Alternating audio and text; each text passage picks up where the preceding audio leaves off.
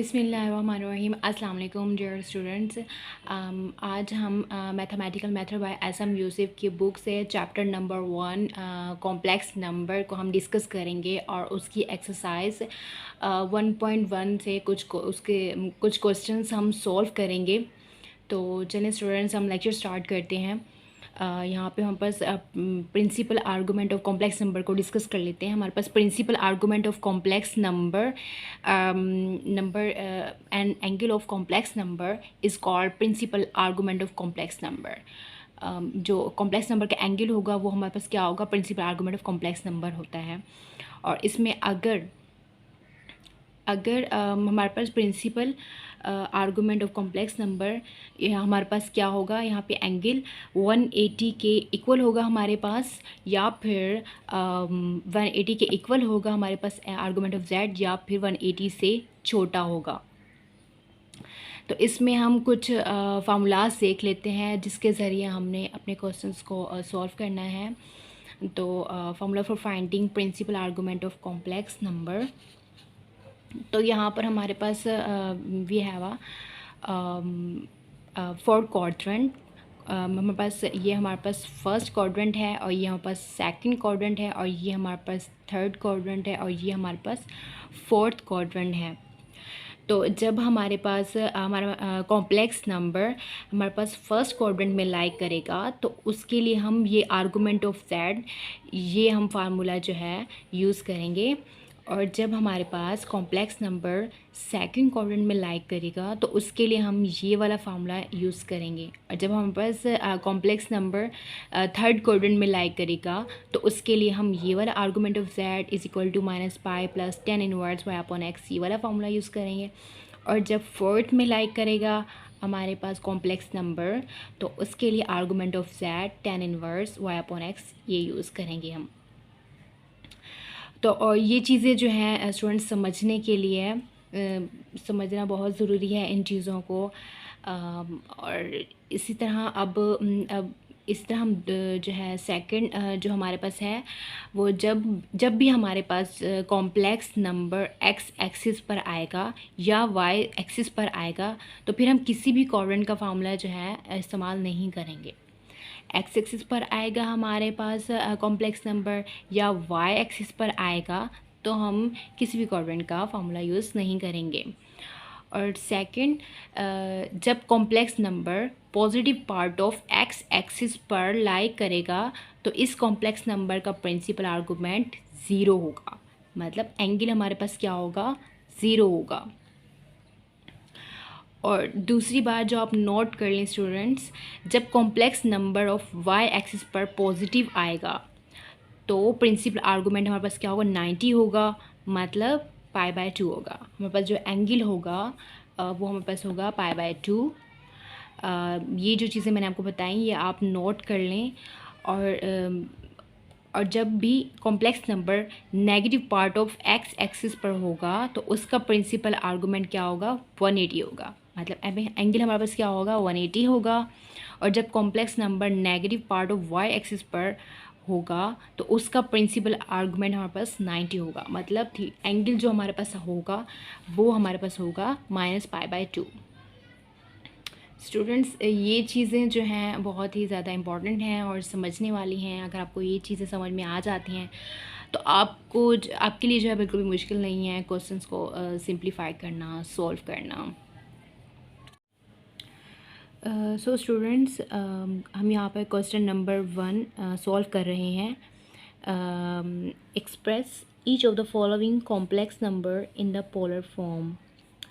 जो हमारे पास कॉम्प्लेक्स नंबर है उसको हमने पोलर फॉर्म में लिखना है। तो ये हमारे पास है, given is a complex number -√3 plus iota. अब इसकी हमने complex number in the polar form, complex number in the polar form, in the polar form.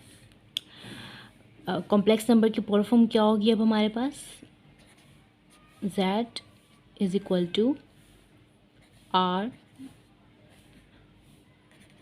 cos argument of z plus iota sine argument of z।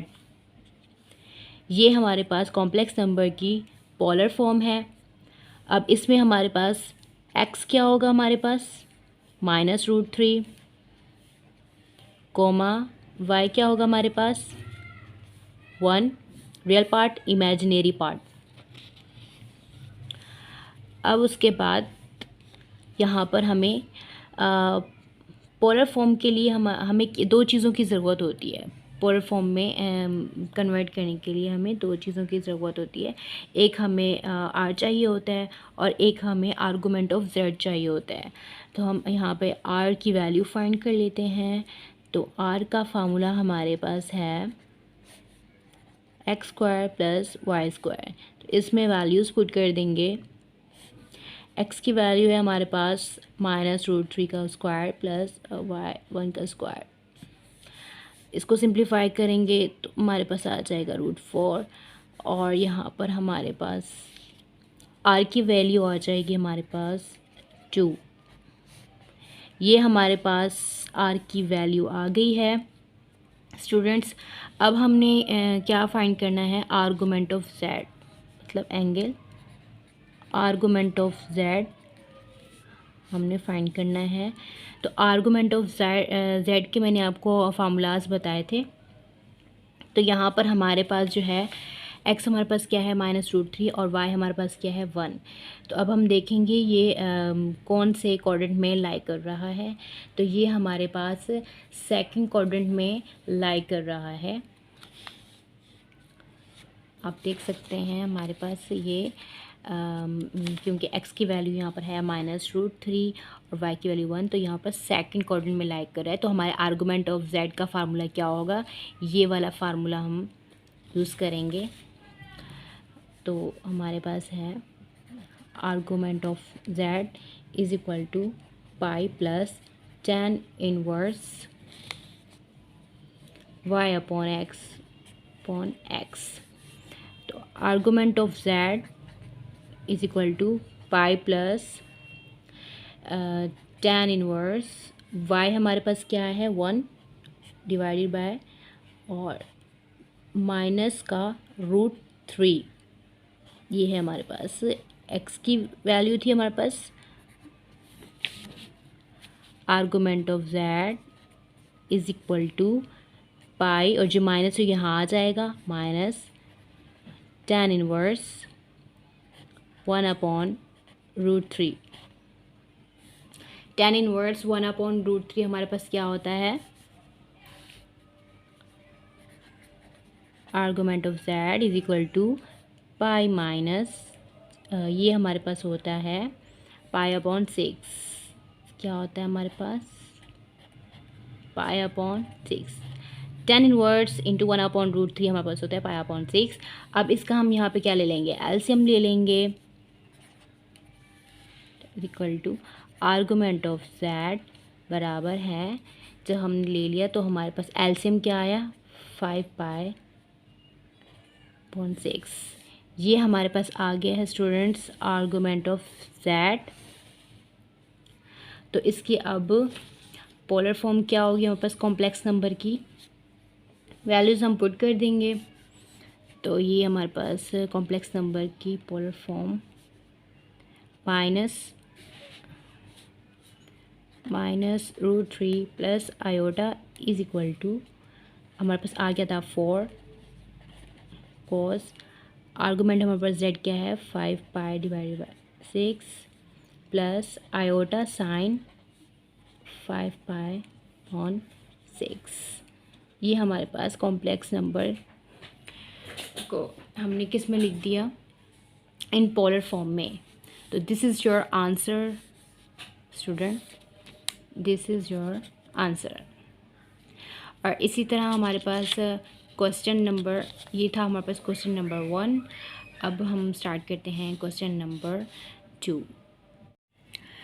Students अब हम start कर रहे हैं question number 2। और इसको क्वेश्चन नंबर 2 में हमारे पास जो कॉम्प्लेक्स नंबर है z is equal to minus iota, इसको हम सॉल्व कर रहे हैं। तो इसको हम जो कॉम्प्लेक्स नंबर है इसको हम इस तरह से लिख सकते हैं, z is equal to 0 minus iota करके हम इस तरह से लिख सकते हैं इसको। तो इसमें हमारे पास x हमारे पास होगा 0 रियल पार्ट, और इसी तरह हमारे पास y क्या होगा is equal to -1 imaginary part. उसके बाद अब हम complex number in polar form में हम लिखेंगे, तो z complex number in polar form.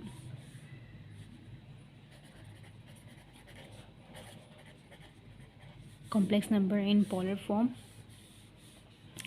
तो इसको हम पोलर फॉर्म में कैसे चेंज करेंगे, z is equal to r cos argument of z plus iota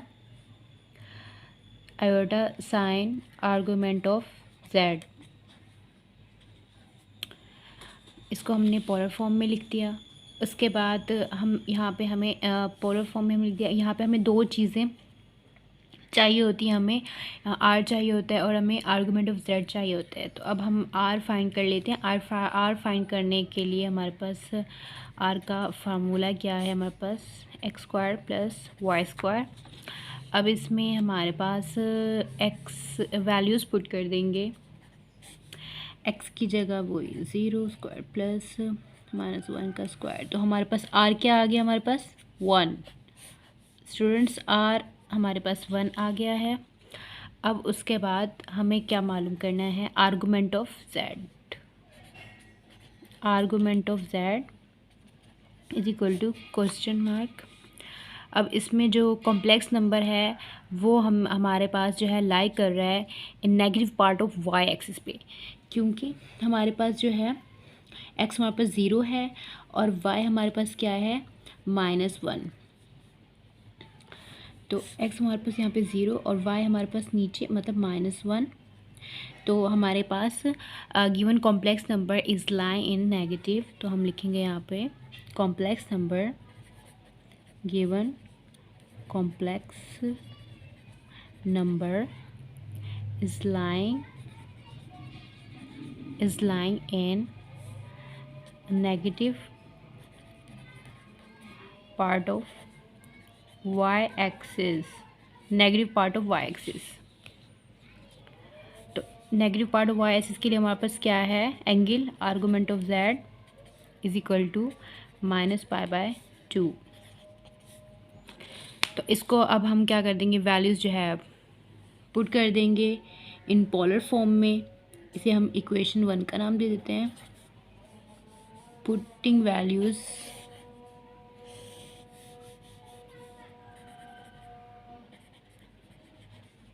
value of theta and r in equation 1। तो हमारे पास यहाँ पर z is equal to r हमारे पास क्या था 1 cos आर्गूमेंट ऑफ z क्या है हमारे पास -π/2 प्लस आयोटा साइन -π/2। ये हमारे पास आ गया पोलर फॉर्म की शक्ल में, हमारे पास आंसर आ गया। तो दिस इज़ योर आंसर। ये हमारे पास क्वेश्चन 2 का आंसर आ गया है।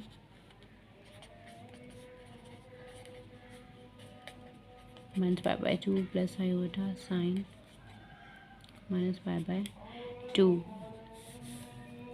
आंसर। अब हम करते हैं क्वेश्चन नंबर 3।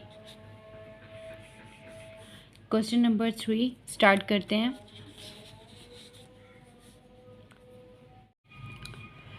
स्टूडेंट हम क्वेश्चन नंबर 3 स्टार्ट कर रहे हैं। तो इसमें हमारे पास क्वेश्चन नंबर 3 क्या है, हमारे पास z is equal to -1 - √3 iota. तो गिवन कॉम्प्लेक्स नंबर इज़ अब इसमें हमारे पास जो x है वो क्या है, x is equal to -1, y is equal to -√3। ये हमारे पास y है। Given complex number in polar form, complex number in polar form, तो इसको हम पोलर फॉर्म में लिख लेंगे। z is equal to r into cos argument of z plus iota sine argument of z, equation 1। अब हमें polar form find करने के लिए हमें दो चीज़ें चाहिए होती है, आर चाहिए होता है और हमें आर्गूमेंट ऑफ z चाहिए होता है। तो यहाँ से हम जो है आर फाइंड कर लेते हैं। तो हमारे पास आर का फार्मूला क्या है, r is equal to x square plus y square. हमारे पास x है -1 और y है हमारे पास -√3 का स्क्वायर। तो इसको सिंप्लीफाई करने के बाद हमारे पास r क्या आ जाएगा 4 और हमारे पास क्या आ गया 2, r हमारे पास 2 आ गया। और अब हमने क्या फाइंड करना है, r आ गया। अब हमें आर्गूमेंट ऑफ z चाहिए, argument of z question mark. तो जो हमारे पास आर्गूमेंट ऑफ z है गिवन जो हम उसका जो है मतलब कॉम्प्लेक्स नंबर है, मतलब जो हमारे पास यहाँ पे x और y की वैल्यू है x-1 और y हमारे पास जो है -√3, ये हमारे पास लाई कर रहा है गिवन तो हम लाई कर रहे हैं थर्ड क्वाड्रेंट में, हमारे पास थर्ड क्वाड्रेंट में लाई कर रहा है। तो ये हम लिखेंगे कॉम्प्लेक्स नंबर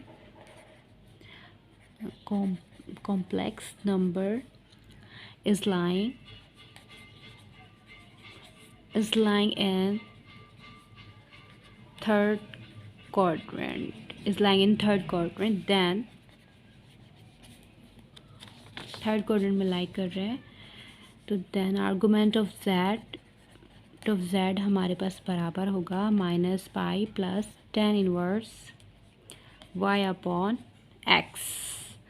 तो यहाँ पर हम वैल्यूज़ पुट कर देंगे। Argument of z is equal to -pi plus tan inverse y हमारे पास क्या था, y की वैल्यू थी -√3 और x की वैल्यू क्या थी हमारे पास -1। तो ये हमारे पास माइनस माइनस यहाँ पे कैंसिल हो जाएगा। तो ये हमारे पास आर्गूमेंट ऑफ z बराबर है -पाई प्लस tan इनवर्स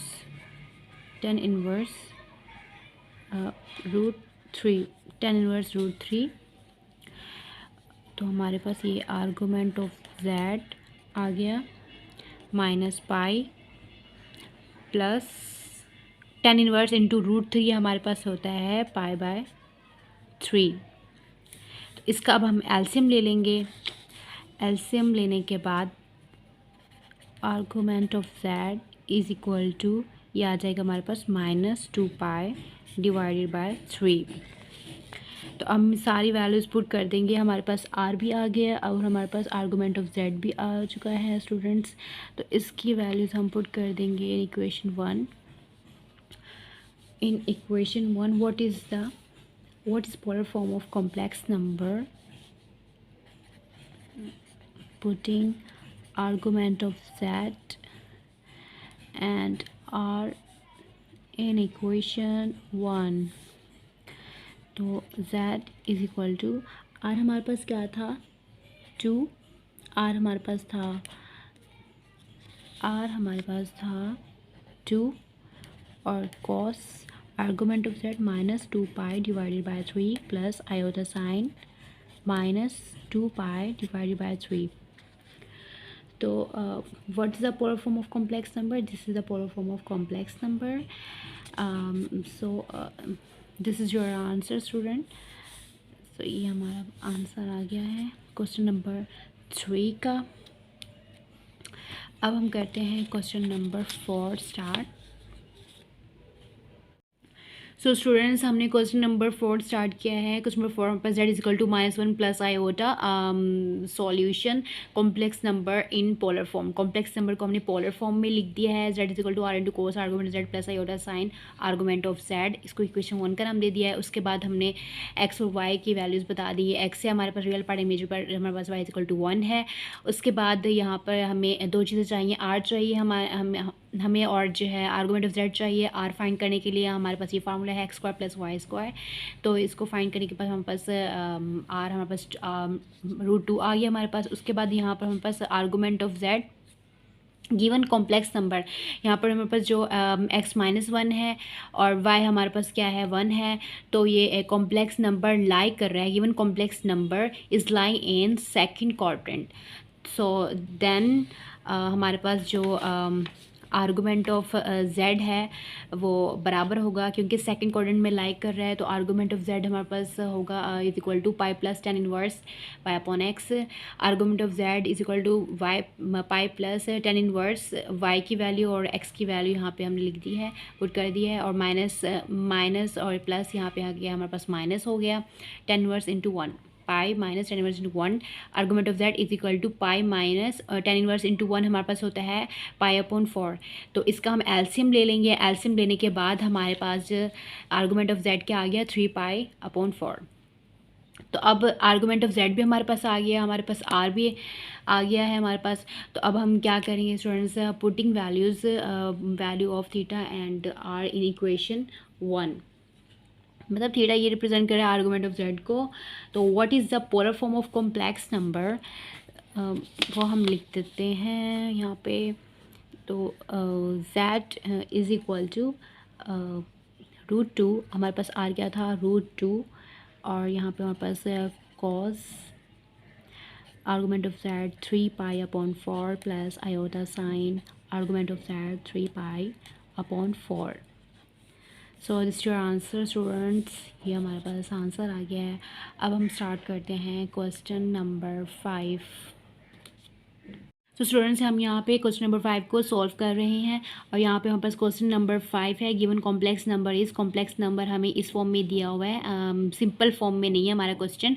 तो पहले हम इसको कॉम्प्लेक्स नंबर को सिंपल फॉर्म में कन्वर्ट करेंगे। तो सिंप्लीफाई करेंगे जेड इज़ इक्वल टू, इस तरह से हम जो है -2 + 2 आयोटा + 2 आयोटा -2 आयोटा स्क्वायर, इस तरह करके हम इसको जो है सिंपल फॉर्म में कन्वर्ट कर देंगे। यहाँ पे आयोटा स्क्वायर बराबर होता है -1 के, वो यहाँ पुट कर देंगे और सिंप्लीफाई करेंगे। तो z हमारे पास क्या आ गया 4 आयोटा। और यहाँ पे फिर z को 4 आयोटा, अब z को हम इस तरह लिख सकते हैं z = 0 + 4 आयोटा। लिखने के बाद फिर हमारे पास यहाँ पर x 0 आ गया और y हमारे पास 4 आ गया। उसके बाद z इन पोलर फॉर्म, z को कॉम्प्लेक्स नंबर को हम पोलर फॉर्म में लिख देंगे इस तरह करके, और इसे इक्वेशन 1 का नाम दे देंगे। उसके बाद यहाँ पे हमें दो चीज़ें चाहिए, r चाहिए और आर्गूमेंट ऑफ z चाहिए। तो r का फार्मूला ये है। ये फार्मूला लिखने के बाद वैल्यूज़ पुट करेंगे, पुट करने के बाद हमारे पास ये 4 आ गया, r हमारे पास 4 आ गया। उसके बाद हमारे पास ये जो आर्गूमेंट ऑफ z है इसको फाइंड कर लेंगे।